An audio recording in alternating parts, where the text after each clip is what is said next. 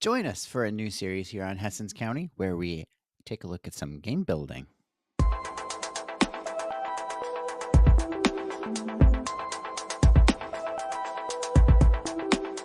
Hello, and thank you all for joining us again here today on Hessens County for a new sort of mini series here on the channel called Game Building, where uh, we're going to be game building.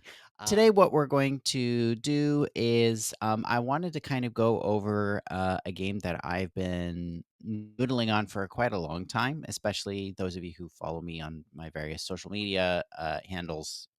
You probably have heard me discuss this at some point in the past. Um, but yeah, I wanted to share the current iteration of it and some ways that I'm thinking about potentially kind of bringing it to life, so to speak. So let's just go ahead and hop into that.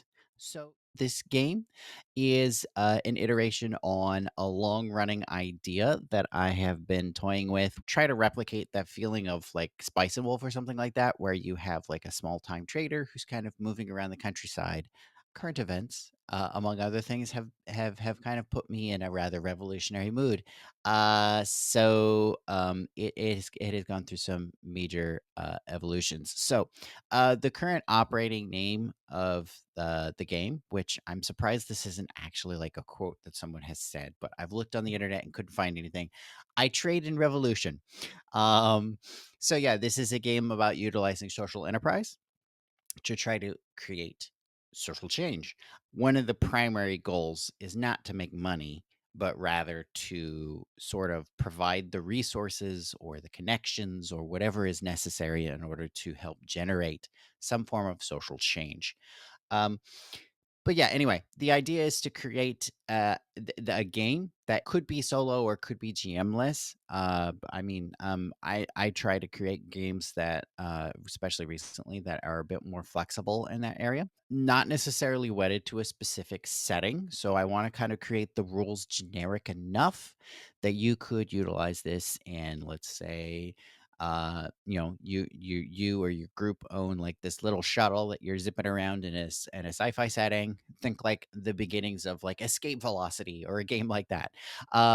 Or you could be, going with the Spice and Wolf thing. You're traders with your wagon or small convoy of wagons is going from one town to another, or something a bit more modern. Either way, you are utilizing the funds that you earn and any information that you learn through your various activities throughout the area where you're operating to help fuel some sort of movement for social change. And again, I also wanted to keep that somewhat more generic so that the players could layer on different levels of meaning to the activities that they're doing. So I'm going to try to make that element of it as well kind of more generic.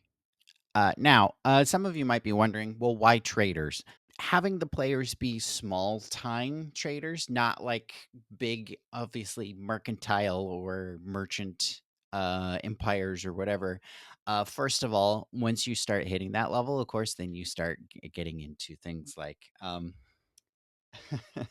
greenwashing and other types of like, performative social activity for companies and stuff like that. As opposed to it feeling like there's actual meaning behind the action. So there's that. But also, I wanted to sort of embrace the feeling of like an individual or small group of people. Uh, Again, sort of influencing the logistics of change. Um, but also there are several advantages when it comes to like the actual gameplay and the sort of storyline that the players would presumably be again playing out as a part of this. One of those would be, of course, you're engaging in small amounts of frequent economic exchange.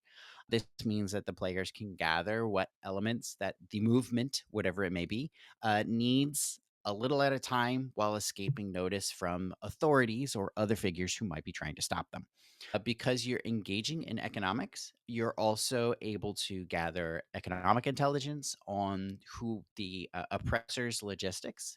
So, just as a practical example, let's say this is like, I don't know, some sort of like early modern setting, and I'm engaging in trade from one town to another. I'm going to start to notice when certain resources are suddenly much harder to find, or I'm going to notice when there's a bunch of people moving around that clearly suggests that, like, the military or security forces of the oppressor is starting to gather in a certain area. And that's obviously incredibly important intelligence that I would need to then pass on to whoever in the movement needs it. Obviously, if you're a small time trader, meaning that you're actually moving around as opposed to just like owning a storefront or something like that, that means you're frequently traveling.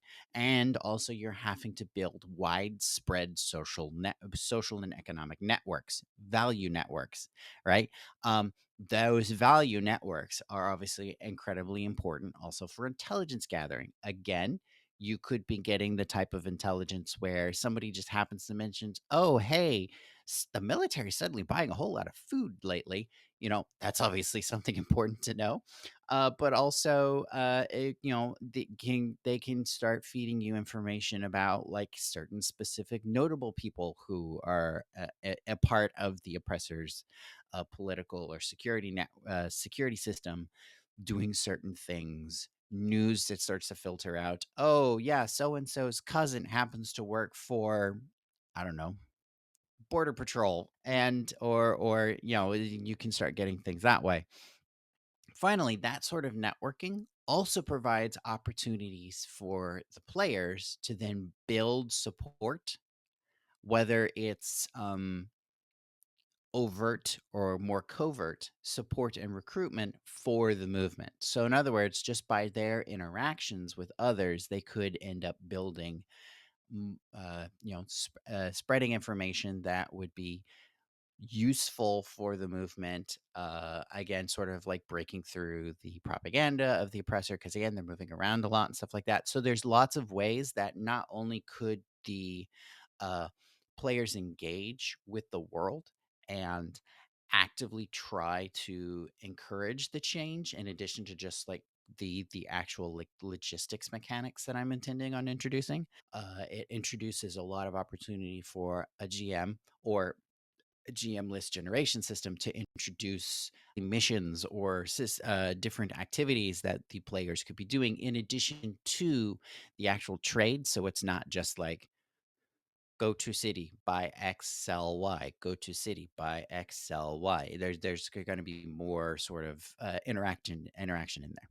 But mechanics that I'm taking a look at to try to pull in would be things like some elements from the resistance toolbox. I wanted to try to make this a bit more on the generic side mechanically, abstract some things. So, for example, one thing I was considering was, instead of actually having like money, essentially, yeah, you essentially have like a tracker, and you roll whenever your character does a certain action that could utilize a resource, you roll, and then that, depending upon the result of that roll, your resource could potentially end up going down or going up or whatever. So I'm thinking of kind of integrating that basically as a stand-in for wealth, because the players obviously are working for a movement. I'm thinking of one thing that we could do would be to have sort of like a centralized hub, whether it doesn't necessarily actually need to be a physical place, but some sort of like hub system, either physical or uh, social structure that actually is essentially the movement.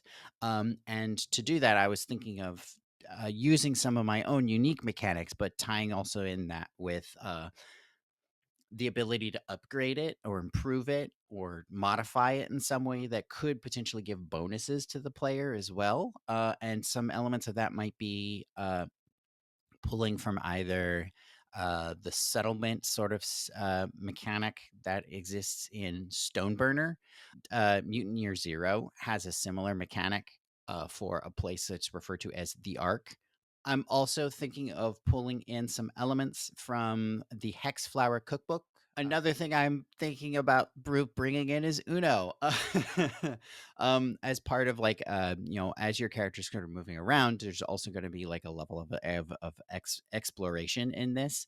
Even if there is a defined map, you're still going to be exploring basically the economic situation in the area, because of course you're traders. And the economic situation, of course, is going to be constantly changing. So an element of that I was thinking of bringing in was potentially just utilizing essentially Uno cards. to be with the complete with the color and everything, um, to help influence some of those elements of the game as well. And we'll see the colors come up later in a little bit.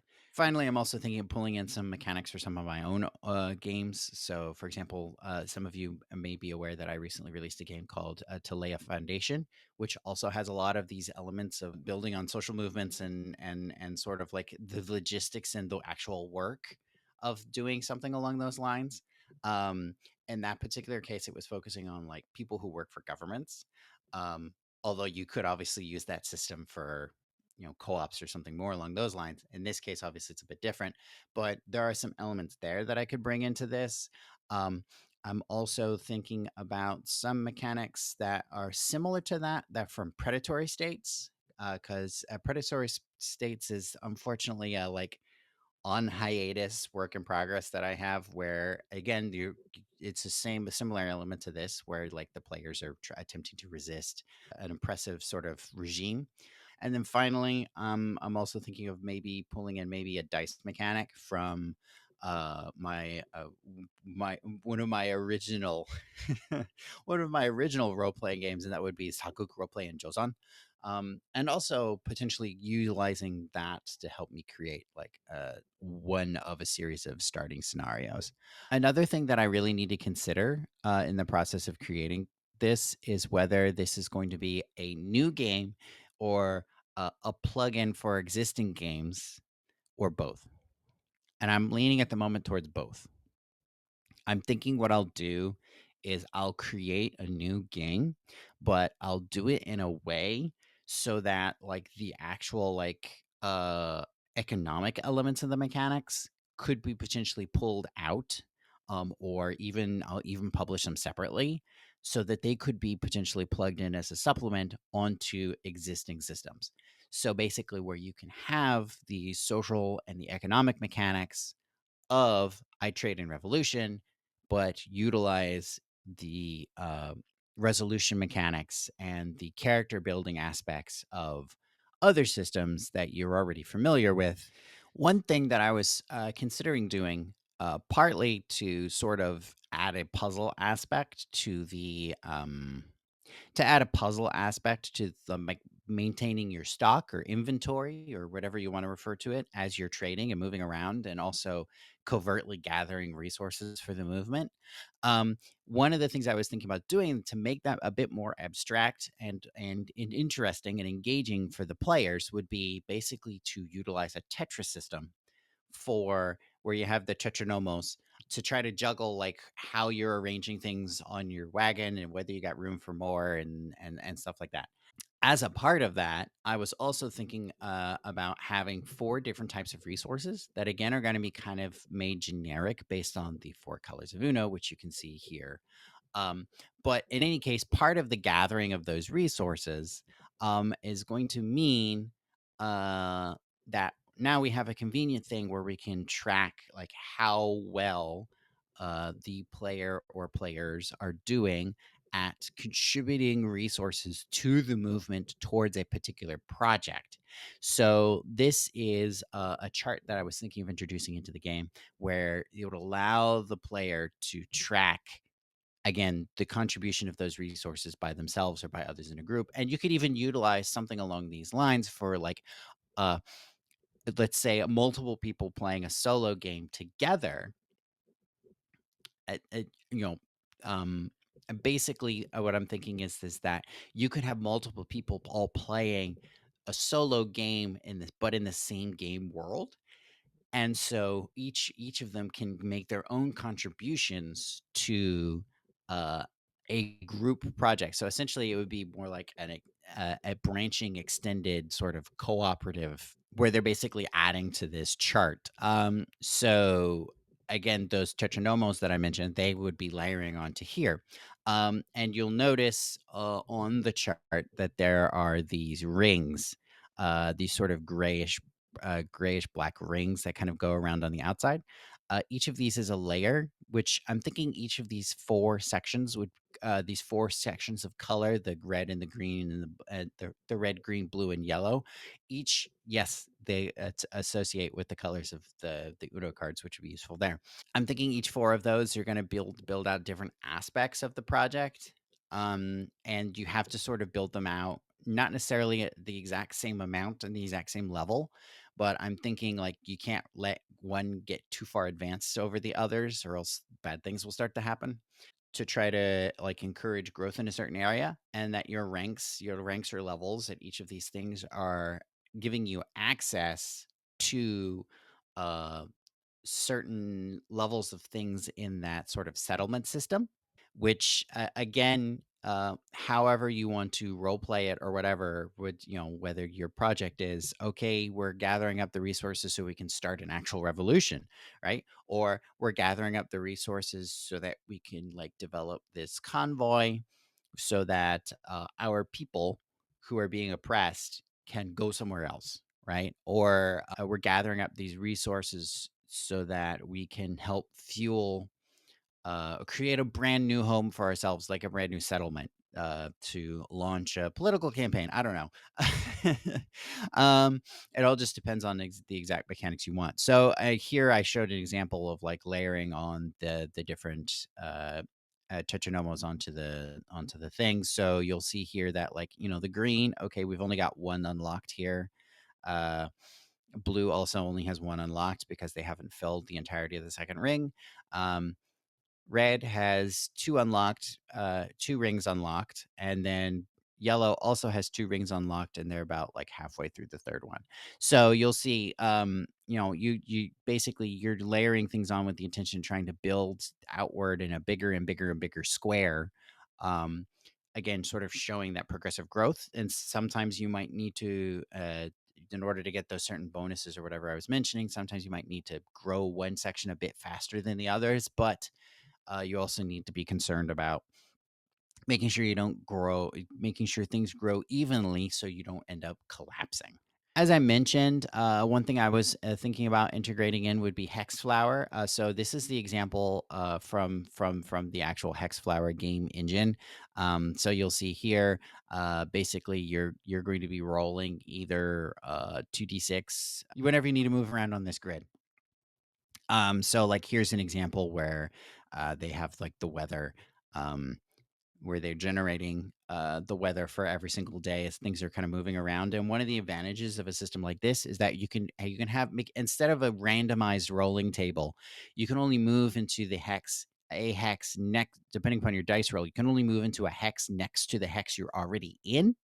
So there's that element of it, but then also there's the element of it where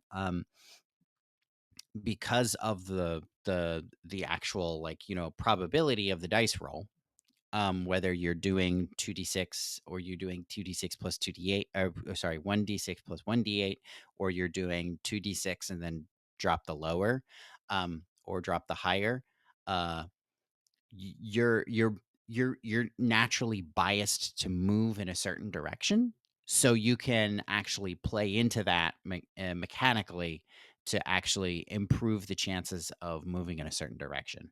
And then of course, as you can see in this example here, you can have it connect across to where, if you hit the edge, then you just link around to the other side of the edge. Um, so stuff like that. So for example, here is something I was thinking about that would be useful for my thing, which would be like a town temperature, basically trying to figure out like how are the feelings of the community, what's going on. And here's what I mentioned about like the odds. So you'll see here like a 2d6 is generally, or a 1d6 drop, keep the lowest, is going to naturally bias in a down and leftward direction, based on the distribution of the rolls. Um, so you'll want to put your really nasty stuff on the top. um, and then the other ones will be further down. Um, Obviously, you can see here 1d6 plus 1d8 is going to be just naturally balanced in a downward direction with this distribution of numbers, with 9 meaning that you just stay put. Um, but of course, we could, do other things where we're using octagons and can move in, or squares and can move in different directions, as opposed to hexes where we can only move in 6 directions. We can introduce other systems we can move in 4 or 8 directions. Um, so yeah, just some thoughts, some things I'm thinking about that could help inform or randomize stuff without utilizing random tables. So yeah, I could use this. We could use this for different kinds of weather, for again town temperature, and some of these I might need to customize towards specific scenarios instead of being generic for the system as a whole. But that's fine. And I think that would be an interesting thing to do. Thank you all for joining us here as for our new series of game building, where I'm discussing some of the thoughts and ideas that I've got for I Trade in Revolution. Links to some of these resources that I have mentioned today will be in the doobly doo down below. So, for example, I'll include a link to this sort of Hexflower game engine, that Hexflower cookbook I mentioned. Um, and some of the other resources like the resistance toolbox and stuff, I'll try to remember to include in the description.